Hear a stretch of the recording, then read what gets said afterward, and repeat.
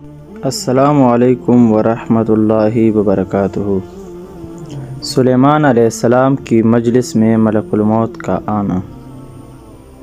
ایک روایت میں ہے کہ سلیمان علیہ السلام کی مجلس لگی ہوئی تھی، اس میں ایک شخص بیٹھا تھا۔ اسی دوران ملک الموت اس شخص کو بہت زیادہ دیکھتا تھا،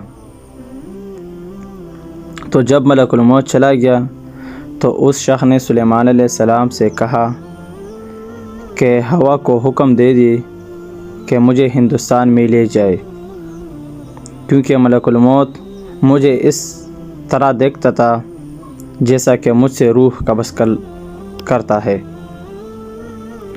تو اس وقت سلیمان علیہ السلام نے ہوا کو حکم دیا اور اس کو ہندوستان میں بھیج دیا۔ تو وہاں پر حضرت اسرائیل علیہ السلام نے اس شخص کا روح قبض کیا۔ جب ملک الموت واپس سلیمان علیہ السلام کی مجلس میں حاضر ہوئے تو سلیمان علیہ السلام نے ملک الموت کو کہا کہ کیوں اس شخص کو آپ نے غور سے دیکھا؟ تو ملک الموت نے کہا کہ اللہ تعالیٰ نے حکم دیا تھا کہ اس کی روح ہندوستان میں قبض کرے، اور یہ آپ کی مجلس میں تھا، اسی وجہ سے۔